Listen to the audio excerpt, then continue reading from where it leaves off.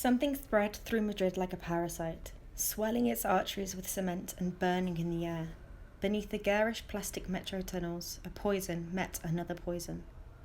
They called the building containing a world on the brink of explosion the Castillo. In the entrance there was a food bank and a cloakroom. On the spacious first floor a myriad of bedrooms and rooms.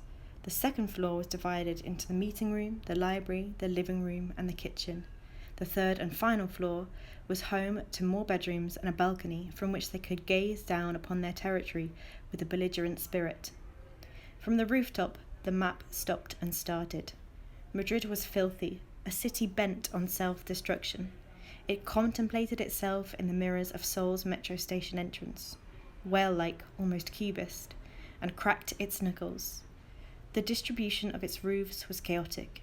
Its joints were dirty, and in each tiny fragment of cluttered buildings, one could make out as many copper tones as the elements had been able to establish as they scorched existence, now burnt to a crisp.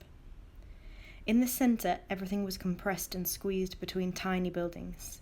Madrid was nothing but a manchego pueblo suffering from acromegaly. Whilst in the north, where the four towers dominated, everything became something else. These rich neighbourhoods were those into which parallel worlds did not venture, and though the borders separating them were delicate, the flows between districts were but an illusion. The threat of invasion loomed over every public space, and none could escape its clutches. The phenomenon was neither as magnified as in Las Lonas, nor did it languish like on the great Parisian boulevards, but misery and opulence occasionally came to share a corner, each being fully aware of the other's will to put an end to their existence. The extermination of the social class to which they did not belong was on the mind of every good Madrileño, this thought being precisely what distinguished them.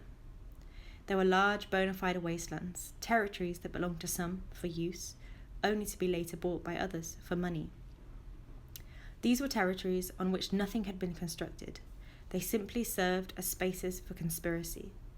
The Mercado de la Cebada had not yet been refurbished, nor had it been invaded by the kitsch and colourful winds announced by the movement of clouds, lanterns and garlands.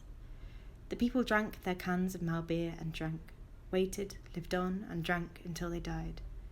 Crossing two streets and heading down the hill, you came to the Glorieta de Embajadores, where the abandoned waited for someone to drag them away and desert them, for an act of kindness, a miracle.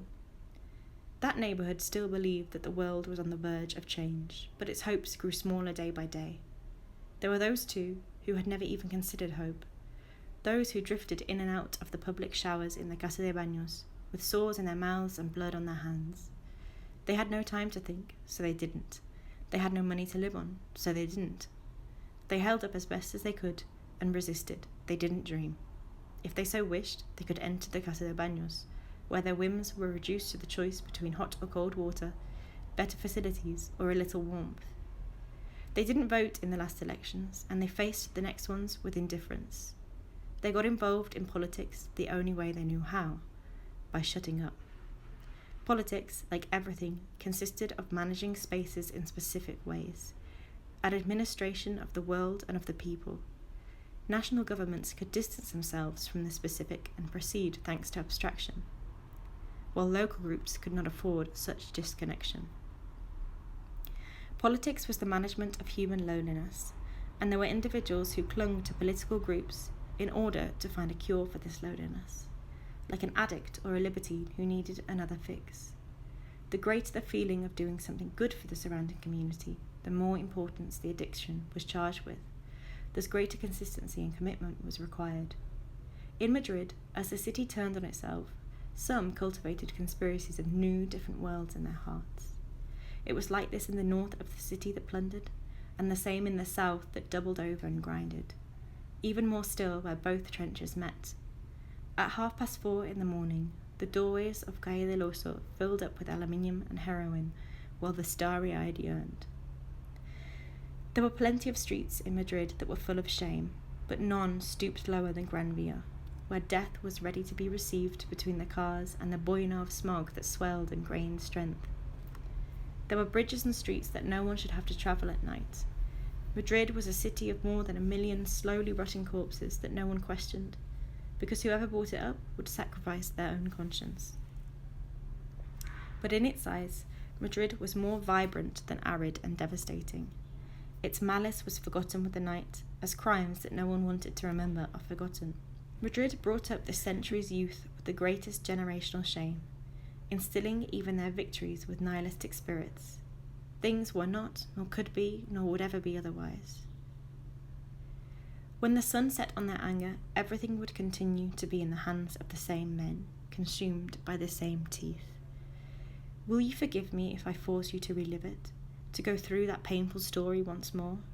It rose from between the ruins of 2 abandoned buildings, when some of us still believed that everything was about to change forever, and we found that the change had only been a spasm, an ellipsis, a comma.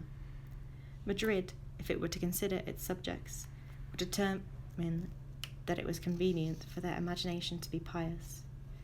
Very little remains of a tale of morality when morality has turned its back on it.